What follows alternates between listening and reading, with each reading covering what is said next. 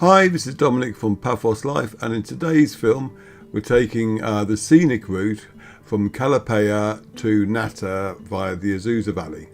So let's have the map up first of all. And we're starting off by going through the village to the church Aios Theodoros, and then we're driving off-road down to the Ezousa Valley, and from there we're going to go past the picnic site into the bottom of Episkopi itself, and then we'll take the road up to Nata, where we'll finish.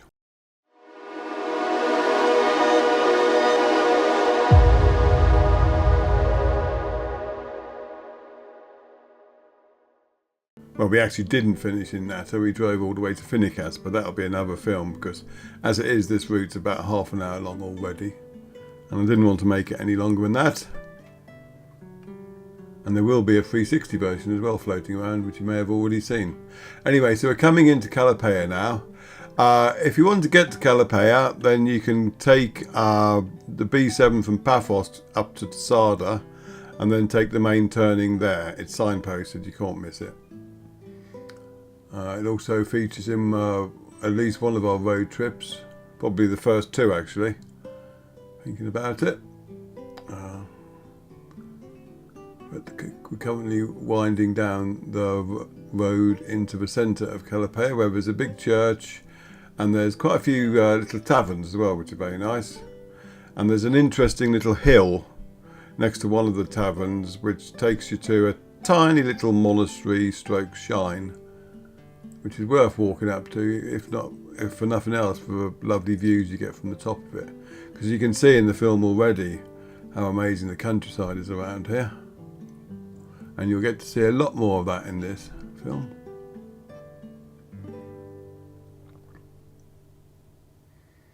You may also spot some fire damage from the fire they had earlier on in the year around between Palemi and Hulu.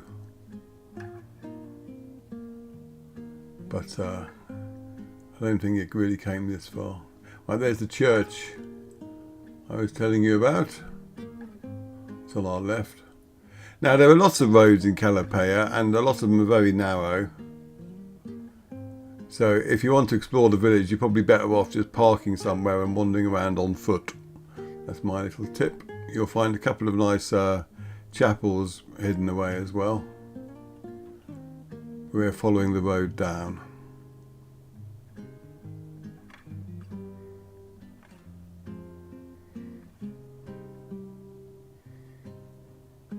It was a very nice day. It was what I consider the perfect day for filming, really, when you've got a nice sky with plenty of white fluffy clouds in it, but also plenty of sunshine as well to make the colours interesting.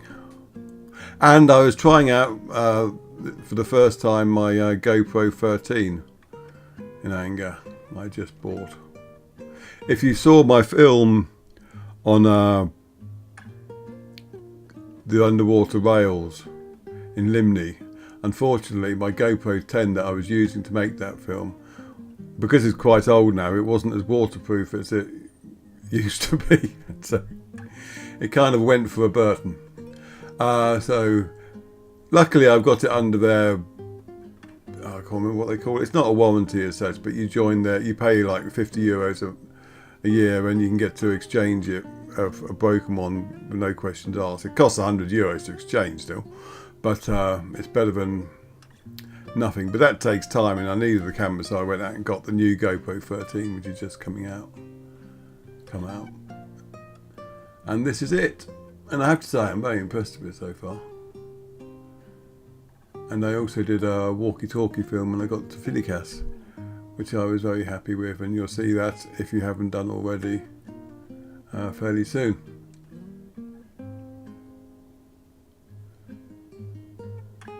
I love the countryside up here. I haven't been down here for quite a while actually, though, too long. I really need to pay more attention to my old favourite haunts. Right, there's a little church up here, I think it's Aios Theodoros, which is it's very photogenic. Behind it there used to be a vineyard, and for whatever reason, I'm not a farmer, I don't know how these vineyards work. They pulled up all the old vines and they replanted them. So at the moment it doesn't look as photogenic as it used to. There's the church there. There's the ruins of the old church right next to it as well. But in a couple of years' time, that's a perfect spot for pictures. Get some really nice ones. Anyway, it's a bit of a downhill journey here. So while we're just viewing the same scene, I will do my marketing. So subscribe to our YouTube channel and share the film far and wide. The more people who see it, the more ad revenue we get. And you can also help us out financially, and especially like when I had to buy new GoPros and stuff like that. Everything helps. And to help us out, go to our buymeacoffee.com/Paphos Live page and chuck us a few coffees, and that will be gratefully received, especially after having to fork out for the new GoPro. And if you want to buy something, to get something in return, go to our etsy.com/shop/Paphos Live, and there you can get all sorts of merchandise using pictures that we've taken of Paphos and the surrounding countryside, like calendars and things like that. Also, if you're on Facebook, go to our Paphos Live page and follow that, and join our Paphos chat Facebook group for more news on Paphos. And if you want more news on the rest of the Cyprus, join our Cyprus chat Facebook group. But seriously, if you can help us out at the moment, having to pay for a GoPro, that would be most appreciated if you could chuck us a coffee or two.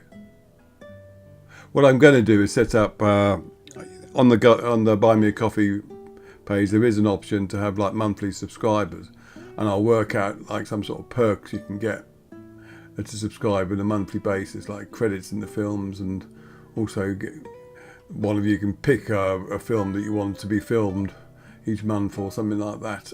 If you've got any ideas for that, please drop a comment in the replies. Anyway, that's the marketing out of the way with now, I promise. Now, we're going down this hill, and this is worth noting because it's a fairly steep hill and it's a fairly rough road. But believe it or not, this used to be the bus route from Kallepeia to presumably just Episkopi. I say presumably because there is an abandoned, well, the site of an abandoned village down here called Moronero. But I've been to it, and literally there's a tiny little chapel that remains, but that's it. I mean, apparently when it was abandoned in the 50s due to intercommunal strife, and I'll read from the page in the PRIO database, which is basically a big database set up by the UN of abandoned villages, etc. in Cyprus. In 1958, due to rising intercommunal tensions in the area where the village was situated, all the Turkish Cypriot families, 40 persons, evacuated the village and sought refuge in Paphos. After their departure, their houses were destroyed by some radical elements. They did not go back to the village but stayed in Paphos until 30th of August 1975, where they were all escorted by Unfisip, however that's pronounced, to the northern part of the divide. Current inhabitants, after the departure of the Turkish Cypriots, no one settled in the village. It was hardly surprising considering it had been destroyed. The entire village is now in ruins, and that's an understatement because I did go looking for it once after I'd found the chapel, which is easy enough to find because it's on a nature trail, and there were a few walls, but they've just been turned into walls for the farmers used to break up fields and stuff like that. But the village was the first time when we came to Cyprus that we set out to actually look for an abandoned one, because I had a tour guide and it had it marked below Episkopi, so we went looking for it. And I'll talk more about that later in this film. But first of all, I want to talk about this road I'm driving on now. As I said, it used to be a bus route, but it's very steep. One of the cars, when we used to hire a car, we'd always hire a 4x4 anyway. Actually, there used to be a bus stop just there on the left, but unfortunately it's been knocked down now. You can go right here and it will eventually bring you back to Kallepeia, but we're going left. And it's very important that you don't go on a wine tour or something like that and then try and drive down this road, because for most of it there's no crash barrier or anything and there's a very big drop. So do bear that in mind. Anyway, Yep, so we'd rented a 4x4 and it couldn't get up that hill because it was so steep. Now, obviously, that means it was a pretty crap 4x4, but still do bear that in mind. Do not try and do this route if you're in a regular car. But, I mean, we love it. The only issue I've ever had on this route is once when I was behind a herd of goats. And it took me about 40 minutes for a 5-minute journey. And after about 5 minutes, looking at goats' bottoms, the novelty wears off, basically. So do bear that in mind. Mind you, it's only happened to me once. But yes, to our right now, there's a steep drop, and then there's a little bit of a gorge.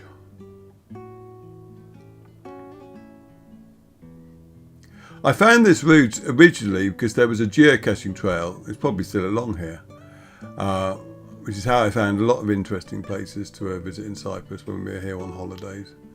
So if you want to a few pointers about where to go, and you've seen all our articles already, you can take a look at the geocaching.com website, because a lot of the caches there get placed in interesting spots. Now, there may be issues at the moment with geocaching because of the GPS situation in Cyprus, but it doesn't seem to affect Paphos area that much compared to the east of the island, so you should be okay here.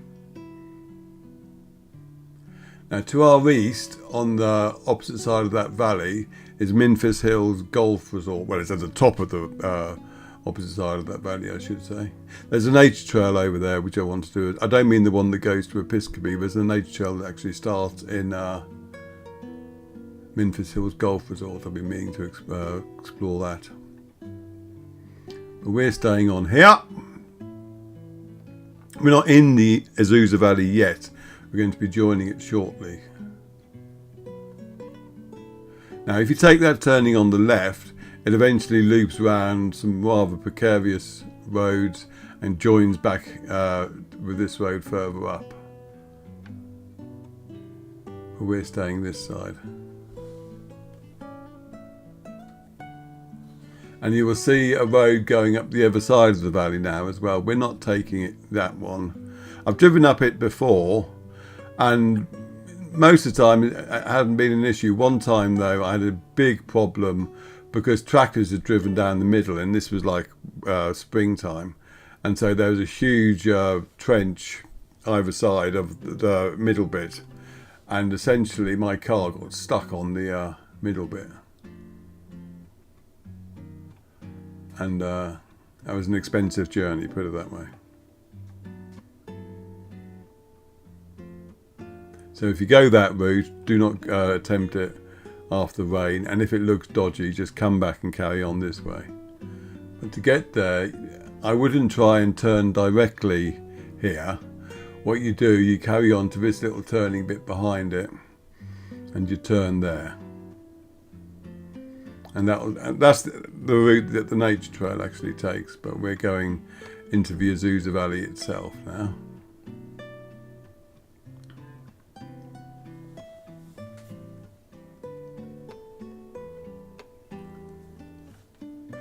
Now, what I was talking about in the first time I visited the Ezousa Valley and all that, and the abandoned village, the thing that surprised me most about that is how different the countryside around here was then compared to what it is now. I mean, to the casual observer, you wouldn't look any change, but roads have appeared where there were none, and routes are no longer available.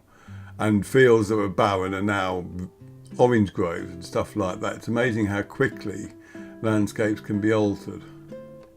But it used to disorientate me a great deal, this, because I was used to getting lost down here for various reasons, due to the quality of roads and all that. But I could at least rely on the landscape being the same. But in the last few years, it seems to have stabilised itself. And I mean, there was a track that we used to go on, which was now fenced off by the farmer.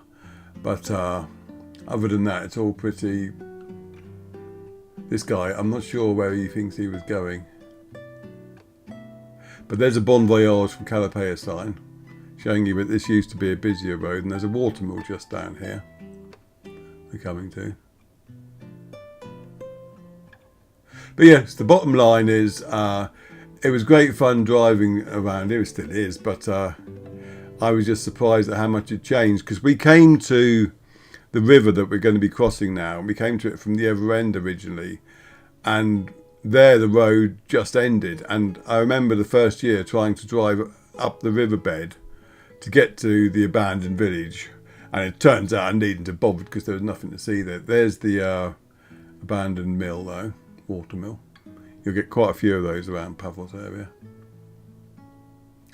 And also, regular readers and long-term readers might remember a blog article I did a few years ago, but where I'd driven down the Ezousa Valley past Episkopi after the rains, and I'd rescued a couple of German tourists. Well, we're just coming to the area where I picked them up from. Had we carried on that route that we've turned off from, we would have headed towards Pitargu and Latimbu. Okay, now there's Pitargu itself is an abandoned village, but there's a farm still active there, and the farmer does have a tendency to be a bit grumpy, so bear that in mind if you should be in that area. But now we're essentially driving across a riverbed, which is all good fun. I mean, this does get flooded when there's a lot of rain. And when we have like wet winters that fill the reservoirs up, this is just river.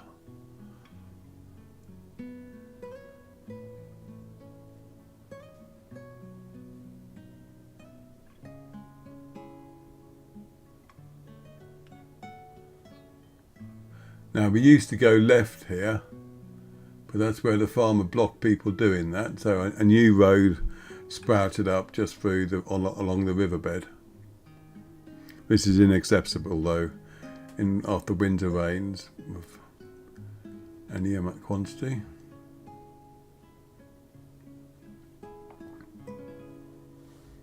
Excuse me while I have a sip of coffee.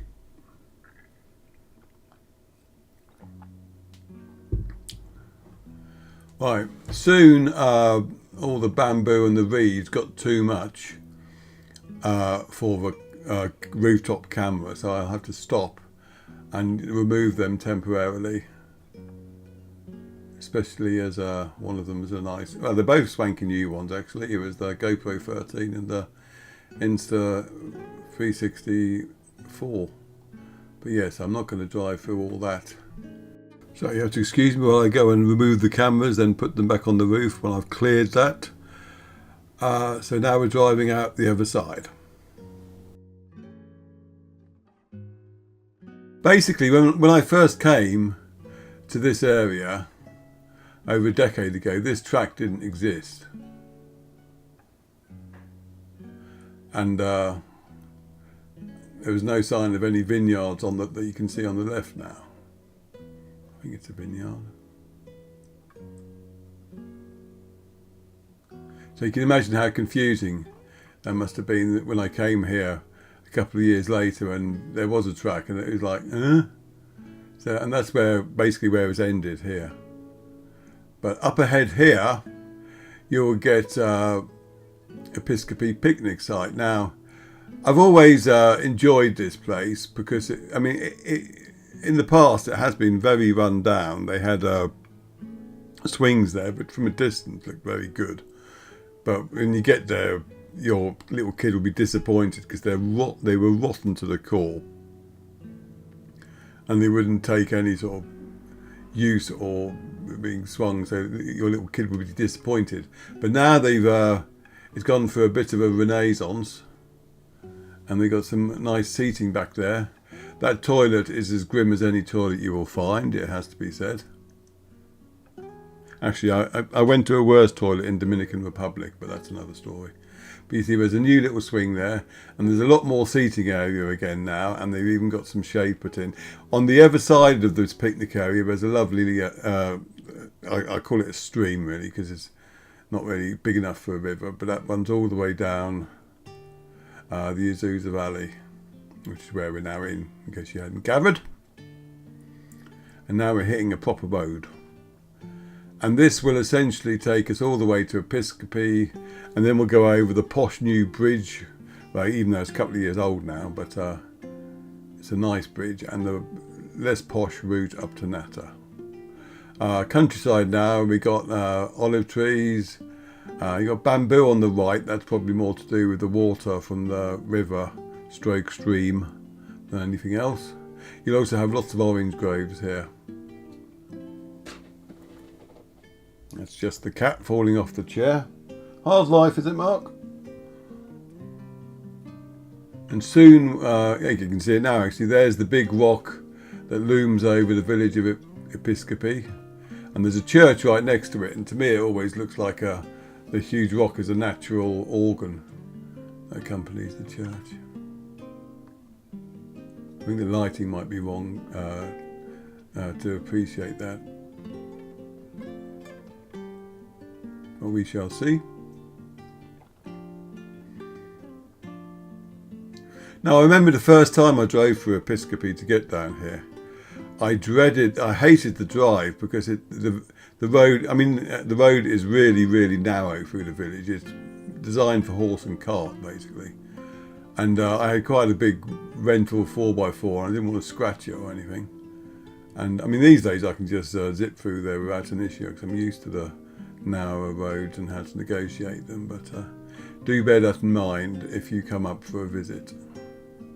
But you should come up because the Ezousa Valley is lovely, and this is one of the more accessible parts of it. I mean, if you come here from Nata or Episkopi, it's accessible anyway. The route I came, not so much.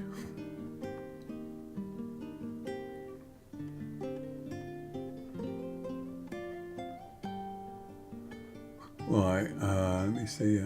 If you go right up there, you'll be rejoining. Oh, the nature trail obviously comes out there and goes down here, so we're now on the nature trail again.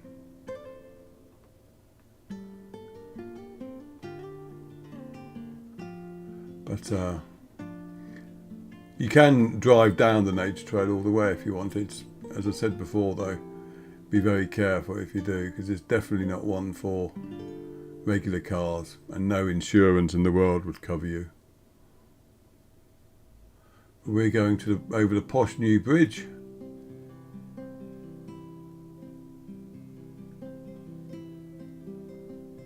If you go right here, you'll be in, it's another way to get into Episkopi. But this is the bridge.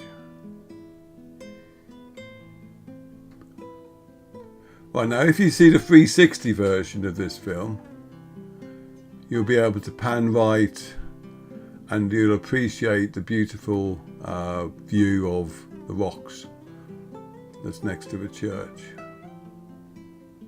But I've yet to process the 360 film, so I can't stick in a flat version segment just here for that. You'll have to wait and make your own one.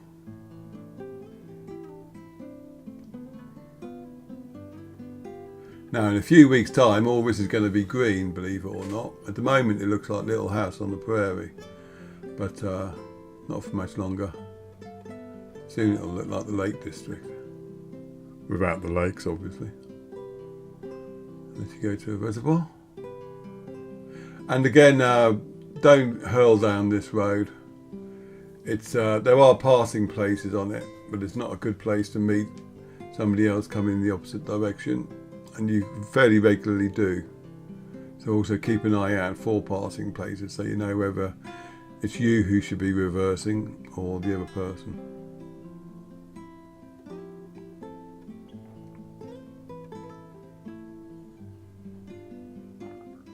This road's been improved quite a lot as well. It used to be not so much a dirt track, but that weird concrete that seems to crack up after a couple of years. In the main though, I'm very impressed with how Cypriots maintain their roads compared to what it was like in the UK. It's quite refreshing to see, I wouldn't say that, they're a different approach to health and safety, whereas like an entire road would be closed for a week in the UK, here they do like one lane at a time and a guy acting as a traffic light, and they're just go up and down and do it that way, so it gets done more quickly. I mean, the only time they do have issues is when they do use that concrete stuff that I was talking about in out of the way roads, and you'll always get a farmer who just has to drive through it and can't wait for it to dry. Because first, every road I see has got a single set of tyre tracks doing that. Occasionally you'll see the odd dog paw as well, and you have to wonder what happened to their feet when the concrete they'd walked through dried. But anyway, that was Episkopi. It's a nice little village. There's a visitor centre there, which I need to go and have a look at some point. There's some building work going on up on the left there. I'm not sure what that's going to be. But there are a few villas and houses in the field, so I assume it's just one of those. And if you'd carried on down the bottom of the Ezousa Valley, you'd have eventually come to I don't know if I can call them the ruins of an old hotel they were building. It was more than that. It was a huge, great complex. They were building in about 10, 15 years ago. And it's a bit of a folly now, I guess, because there's like castles in it and everything. Well, the frameworks for them. But it's not a place you can explore, because I explored it once, and then I realised that I'd driven through a gate that was open, and normally that gate was closed. So I was very lucky not to get stuck in it. So obviously you're not supposed to go there either, which is the main reason why you shouldn't do it, he said dutifully. Anyway, as you see, I just passed the car there, and it was easy enough because we were both going slowly.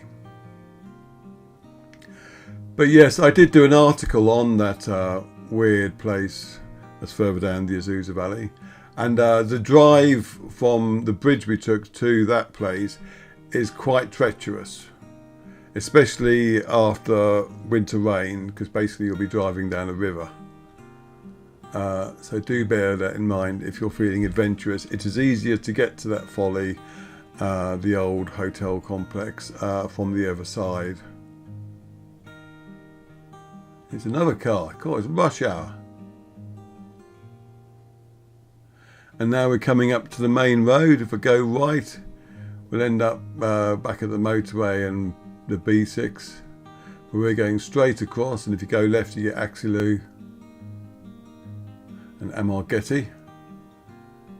And it'll eventually take you up to Panopenagia.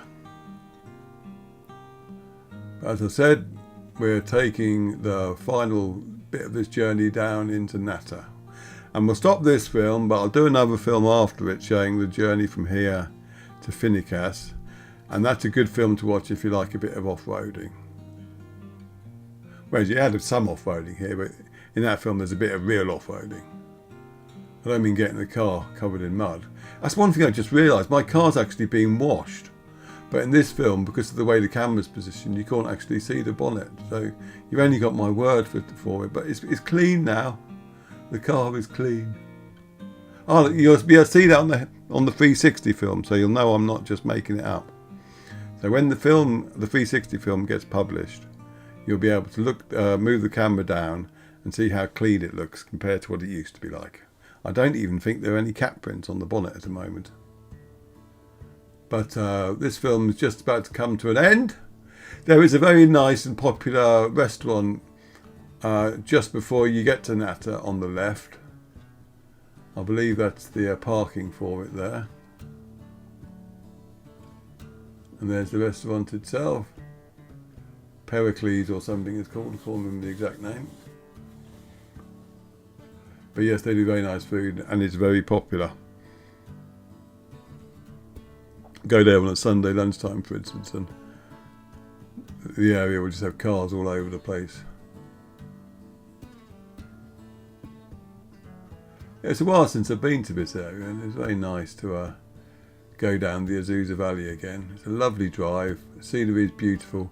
If you're in a regular car, just drive up to the picnic site from the Episkopi end and walk around from there. You'll still have plenty to see, and it's beautiful.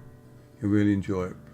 And on that happy note, I will bid you farewell, and I'll see you in the next film. A little bit of a wobble there, but until then, take care and thanks for watching. Cheers.